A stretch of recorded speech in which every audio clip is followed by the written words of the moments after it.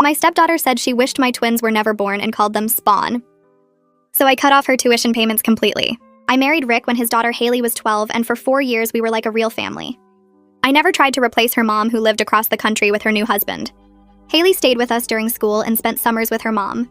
We had this great routine where I'd help with homework, we'd bake together on Sundays, and she'd tell me about her crushes while I braided her hair. She called me by my first name, which was fine, but she'd introduce me as her bonus mom to friends, which always made me tear up. When I got pregnant with the twins, Haley was 16 and seemed excited.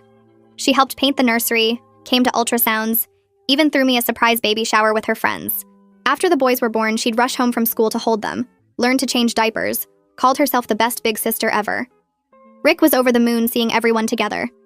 Then Haley turned 18 and got into her dream college 3 hours away. We were so proud. Rick and I agreed to cover tuition and housing while her mom would handle books and spending money. Expensive, but worth it for Haley's future. She came home every few weeks that first semester and things seemed normal. The twins were walking by then and would scream with joy when they saw her. Second semester, something shifted.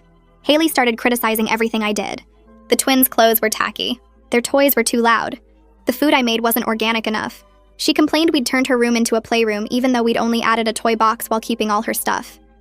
Rick said she was just adjusting to college life.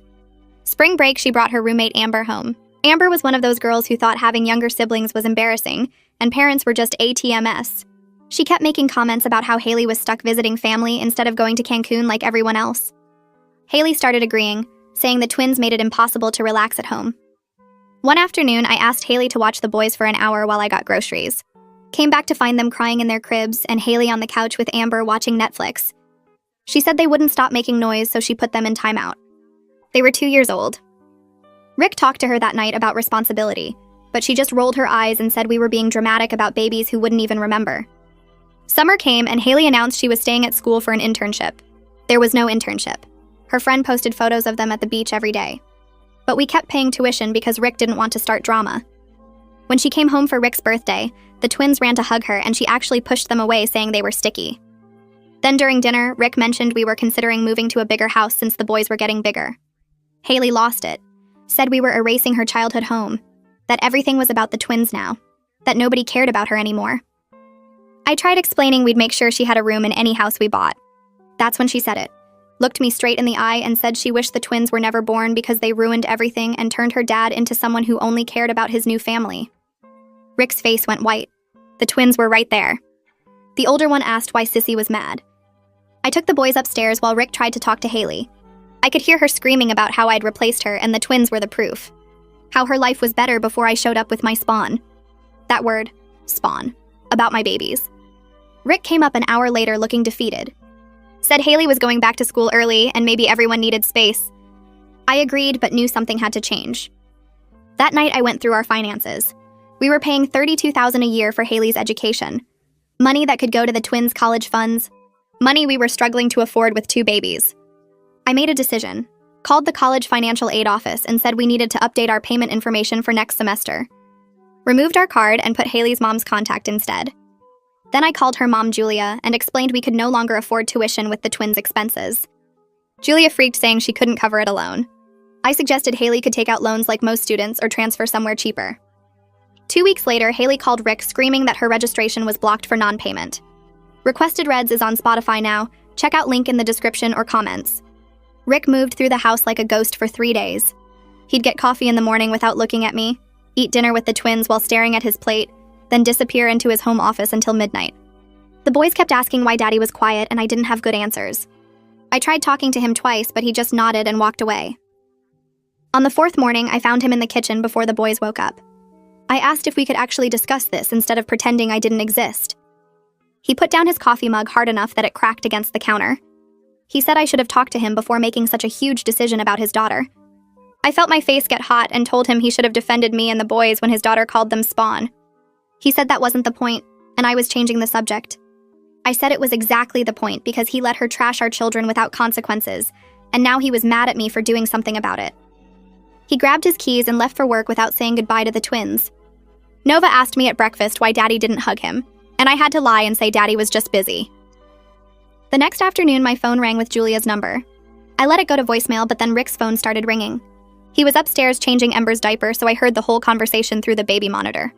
Julia was screaming so loud I could make out every word. She said she was taking him to court for abandoning his financial obligations to his daughter. She said they'd made promises, and now he was breaking them to prioritize his new family. Rick sounded exhausted, trying to explain they never signed anything legally binding. Julia yelled that didn't matter because he'd verbally committed and she had witnesses. She said he was choosing his spawn over his first daughter, and she'd make sure everyone knew what kind of father he really was. Rick said he needed time to figure things out, and Julia hung up on him. I stood in the kitchen feeling weird because part of me was glad Julia was showing her crazy side, but another part felt terrible that I'd put Rick in this spot. He came downstairs 10 minutes later and we didn't talk about the call even though we both knew I'd heard it. My mom called 2 days later. I was surprised because we usually only talk on Sundays. She said Rick's mother had mentioned the situation and she wanted to hear my side. I explained everything, starting with the spawn comment and ending with cutting off tuition. I expected support, but instead she got quiet. Then she said I had every right to be hurt, but cutting off tuition without warning was cruel. She said I was acting like Haley was evil when she was really just a confused teenager watching her family change. I tried to explain about the money and how we couldn't afford it, but Mom cut me off. She said that wasn't the real issue and I knew it. She said I'd made a huge decision out of anger instead of thinking it through. I felt my throat get tight and told her she didn't understand what it was like to hear someone call your baby's spawn. She said she did understand, but that didn't make my reaction right. I hung up feeling attacked from every direction. Even my own mother thought I was the bad guy. I sat on the couch and wondered if everyone saw me as the evil stepmother who ruined everything. That night after the boys went to bed, I pulled out our bank statements. I hadn't looked at our actual finances in months because Rick handled most of the bills.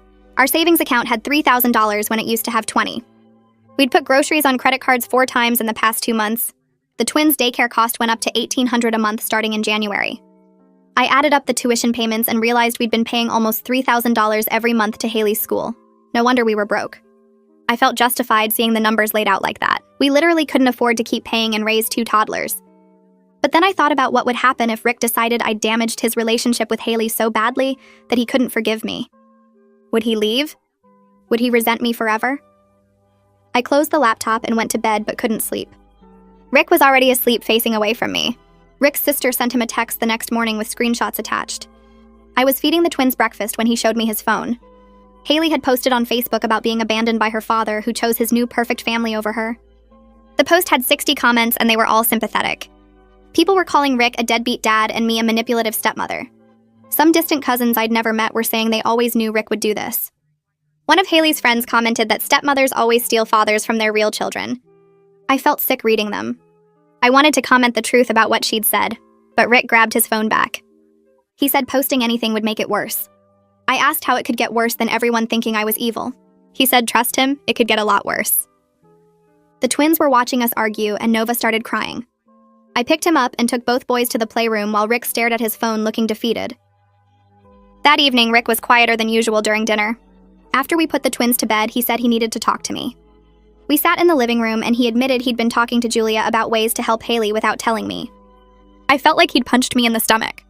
I asked how long he'd been doing that and he said since the registration got blocked. I stood up and said he was undermining me and making me look like the only bad guy. He said he was her father and couldn't just abandon her. I yelled that he'd abandoned me by going behind my back to his ex-wife. He said I'd made a unilateral decision, so he was making one too. I said that wasn't the same thing at all and he knew it. He got up and grabbed a pillow from the couch. I asked what he was doing and he said he was sleeping in the guest room. I followed him down the hall asking if he was serious. He closed the guest room door without answering. I stood there for 5 minutes before going back to our bedroom. I lay awake until 4 in the morning thinking about how I might have destroyed my marriage over one horrible dinner. Nova woke up screaming at 2 in the morning 3 nights later. I ran to his room and found him crying about Sissy being mad at him. I held him and said Sissy wasn't mad, but he kept asking when she was coming home because he missed her. It took an hour to get him back to sleep. The next morning, Ember wouldn't let me leave the bathroom while I showered. He stood outside the glass door crying until I got out. At breakfast, he sat in my lap instead of his high chair and wouldn't eat unless I fed him. This went on for a week. I took them to their pediatrician for their regular checkup and mentioned the changes. The doctor asked if there was stress at home. I admitted things were tense with Rick and his daughter. She said gently that kids pick up on household stress and it affects their behavior. She suggested family therapy. I left feeling worse than when I came in. I'd cut Haley off to protect the twins from her cruelty, but now my decision was hurting them differently. A week later, a thick envelope arrived addressed to Rick from a law office in Julia's state. He opened it at the kitchen table while I made the twins lunch. His face went white as he read. He handed me the letter without saying anything. It was from Julia's lawyer demanding we resume tuition payments immediately. The letter threatened a lawsuit for breach of verbal contract and emotional damages to Haley. It claimed Haley's grades were suffering and she was experiencing depression because of our sudden abandonment. There were medical records attached showing she'd been prescribed antidepressants. Rick looked completely defeated. I sat down and read the whole thing twice. I said we never signed anything, so how could they sue us? Rick said verbal contracts can be binding in some states, and Julia probably had emails or texts where we'd discussed paying tuition. I asked how much a lawyer would cost to fight this. He said probably $10,000 just to start. I realized we were going to lose money either way. We couldn't afford tuition, but we also couldn't afford lawyers. I put my head in my hands and Rick just sat there staring at the letter. Trish from work called me that weekend. She said her daughter went to the same college as Haley and she'd done some digging. I asked what she meant and Trish said she'd had her daughter check Haley's social media. She sent me screenshots of Instagram stories from the past 2 months. There was Haley at the beach with friends, Haley at a concert, Haley at someone's lake house, Haley at a party with red cups everywhere. None of these were the activities of a depressed girl struggling with abandonment. I felt vindicated seeing proof that Haley was lying to her mother and the lawyer. But I also felt sad. This girl who used to bake with me on Sundays was lying to everyone, including Julia. I thanked Trish and saved the screenshots. Rick was at the grocery store with the twins, so I texted him that I had information about Haley. He didn't respond for 3 hours. Ken called my cell phone on Monday morning. Rick's dad and I had always gotten along fine, but we didn't talk much without Rick around. He asked if I could meet him for coffee without Rick knowing. I was suspicious, but agreed. We met at a diner near his house. Ken ordered coffee and got straight to the point. He said he needed to tell me about Rick's first marriage. I said I knew the basics, but Ken shook his head. He explained that Julia had always used Haley as a weapon. Whenever Rick didn't do exactly what Julia wanted, she'd threaten to withhold custody. She'd cancel his weekends with Haley or suddenly decide Haley needed to stay with her for holidays. Rick would panic and give Julia whatever she demanded just to see his daughter. Ken said this went on for years until Haley turned 12 and could decide for herself. He looked at me seriously and said I wasn't wrong to set boundaries, but I needed to understand Rick was terrified of losing his daughter completely because Julia had already done it before. I felt my chest get tight. I asked if he thought I should just let Julia win. Ken said no, but maybe there was a middle ground that didn't involve lawyers or completely cutting Haley off. I drove home thinking about everything Ken had said and wondering if there was any way to fix this mess I'd created. Ken leaned back in the diner booth and rubbed his face with both hands. He looked older than usual, tired in a way that went deeper than just missing sleep.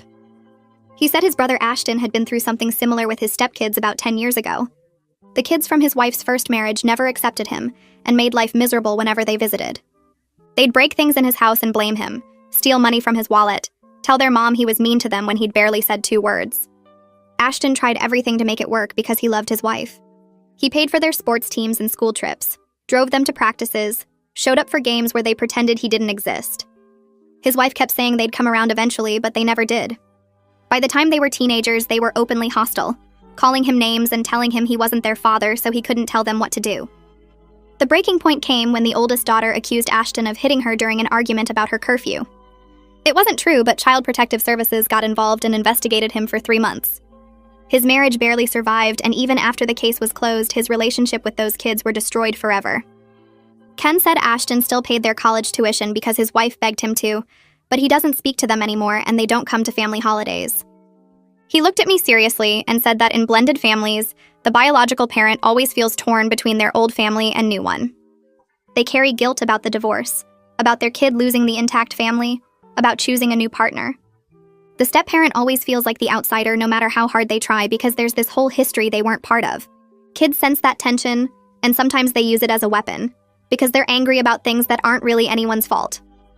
He said what happened at Rick's birthday dinner was cruel, and I had every right to be hurt. But Haley's been dealing with her parents' divorce since she was 7, and watching her dad build a new family probably brought up feelings she didn't know how to handle. I sat there stirring my coffee and feeling something shift in my chest. This wasn't just about one dinner or one horrible comment. This was years of complicated family stuff that existed before I even met Rick.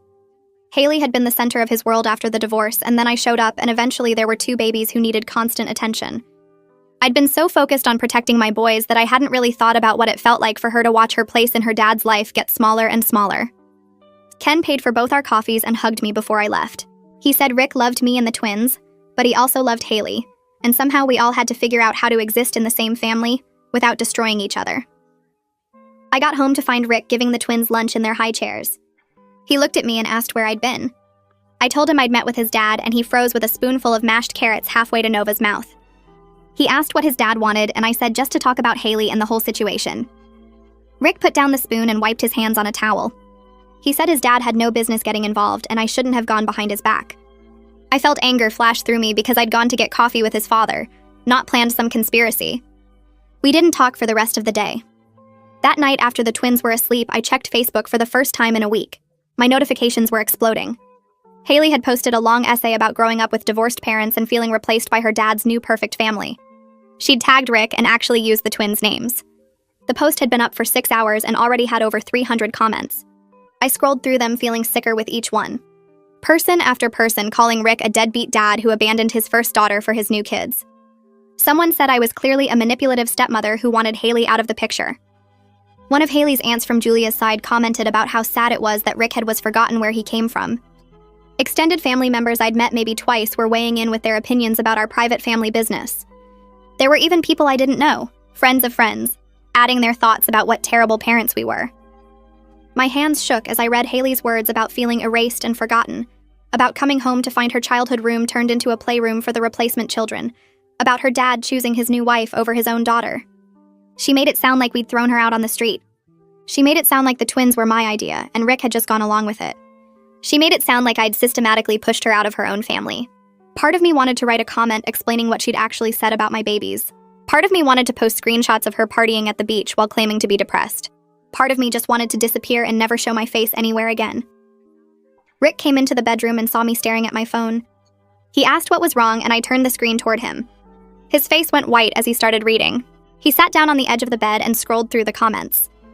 He didn't say anything for a long time. Finally, he asked if I'd commented or responded, and I shook my head.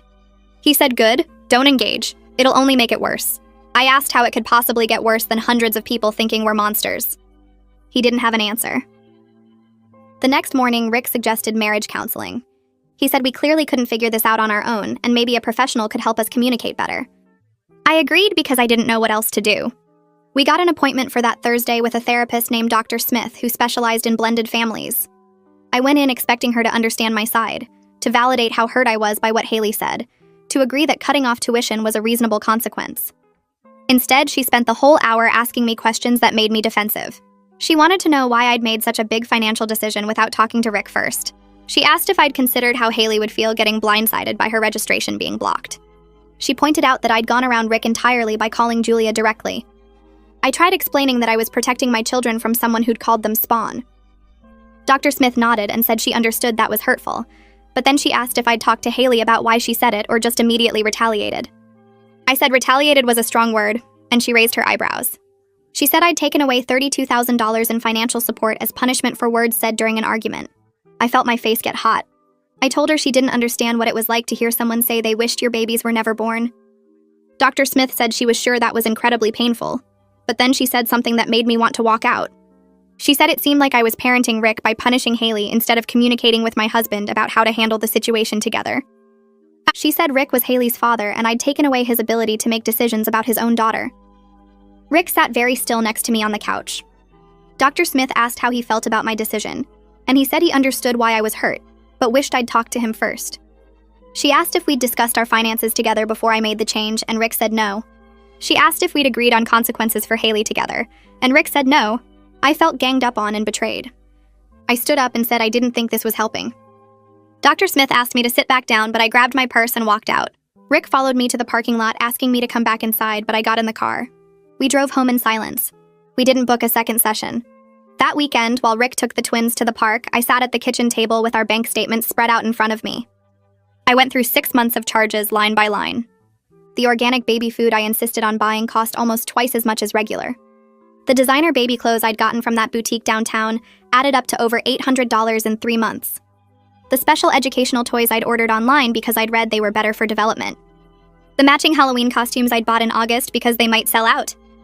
I added it up and felt sick. I'd spent over $3,000 on the twins in just the past few months on things we didn't really need. Meanwhile, I'd been silently resenting every tuition payment that came out of our account for Haley. I thought about all the times I'd seen a charge for her housing or meal plan and felt annoyed that we were supporting her. I remembered feeling bitter when Rick mentioned needing to send her extra money for textbooks. I told myself it was because she was ungrateful and didn't appreciate what we were doing. But sitting there looking at the proof of my own spending, I had to admit something ugly. Part of my anger at Haley came from jealousy about the money Rick had spent on her over the years.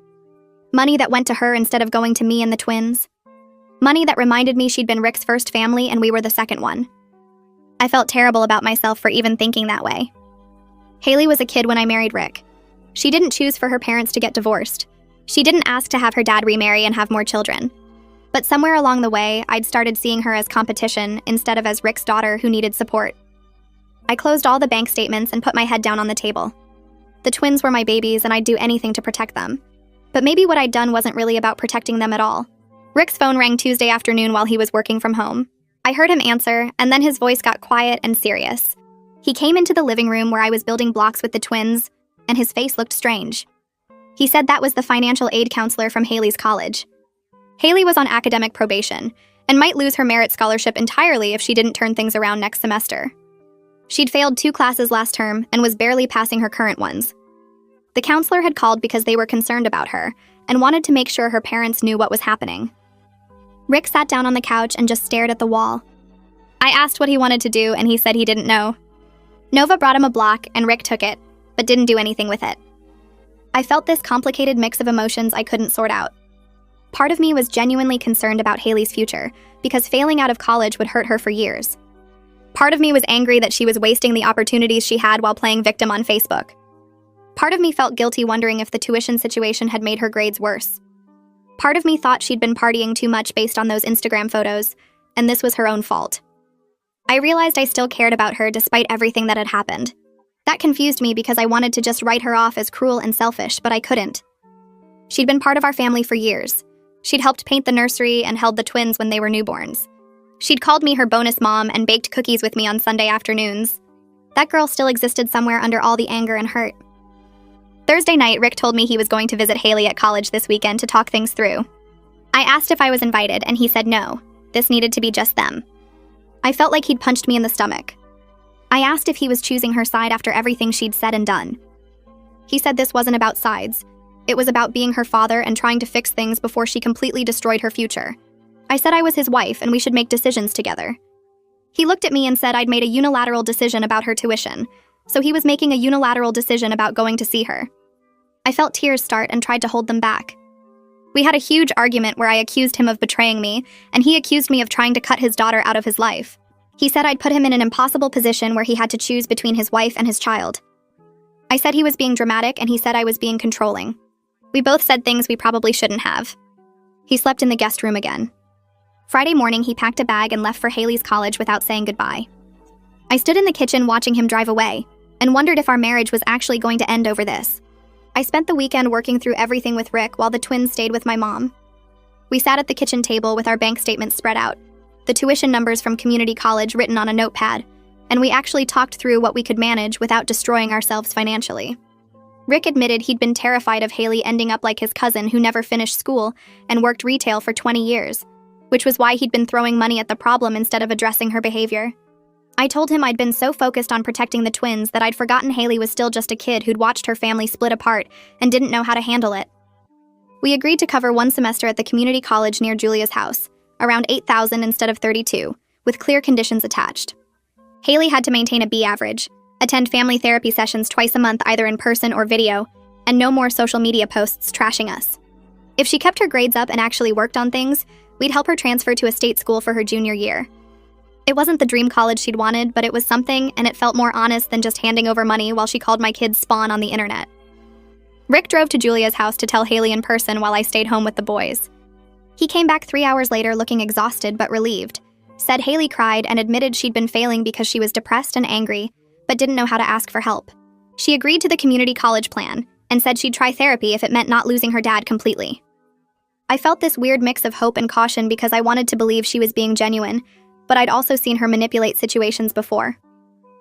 2 weeks later, we got the confirmation that Haley was enrolled for spring semester at the community college, living with Julia, and her first therapy appointment was scheduled.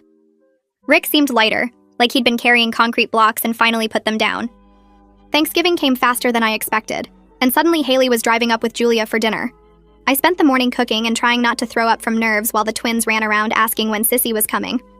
Rick kept checking his phone and rearranging things on the table that didn't need rearranging. When they arrived, Haley looked different, thinner and tired with her hair pulled back in a messy ponytail, instead of the perfect curls she usually had. The twins screamed and ran to her, and she actually got down on the floor and let them climb on her instead of pushing them away. Julia stayed for an hour making awkward small talk before leaving, and then it was just us. Dinner was quiet at first, everyone careful with their words, but Ember knocked over his milk and we all laughed and it broke some of the tension. After the twins went to bed, Haley asked if we could talk privately. My stomach dropped, but I followed her to the back porch where we used to sit and braid hair years ago. She looked at her hands and said she was sorry for calling the twins Spawn, that she'd been so angry about feeling replaced that she'd said the cruelest thing she could think of. She said her therapist was helping her understand that her feelings about the divorce and the new family were valid, but the way she'd expressed them was wrong. I told her I was sorry for cutting off her tuition without warning, that I should have talked to Rick first and handled my hurt feelings better, instead of making a huge decision out of anger. We both cried a little, and it wasn't perfect or completely healed, but it was something real. She went inside and played blocks with the twins before bed, and Nova fell asleep holding her hand. 3 months passed, and Haley called every Sunday to video chat with the twins. She'd hold up drawings she made in her art class, silly pictures of dinosaurs and trucks that made the boys laugh and point at the screen. Her grades came in at the end of the semester showing 3 Bs and an A-, and Rick cried when he saw them. She still made comments sometimes about feeling left out when we posted family photos, still had moments where you could tell she was struggling with everything, but she was actually trying instead of just being angry. I had to accept that our relationship would never be what it was when she was 12 and we baked cookies together on Sundays. She wasn't my bonus daughter anymore in that simple way, and the twins had changed everything whether anyone wanted to admit it or not. But she was working on things, and that mattered. Rick and I went to therapy ourselves and worked through how we'd both handled everything badly, him avoiding conflict and me making big decisions alone when I felt hurt. We had hard conversations about communication and priorities, about how we'd almost lost our marriage over not talking to each other. The twins asked about Sissy constantly, and lit up every time she video called, and when she came home for spring break, they followed her around the house like puppies. Things weren't perfect and probably never would be, but we were figuring out how to actually be a blended family, instead of pretending everything was fine while resentment built up underneath. I'd learned that protecting my kids sometimes meant having uncomfortable conversations instead of dramatic gestures, and that Haley was allowed to have complicated feelings about her family changing, even if the way she'd expressed them was completely wrong.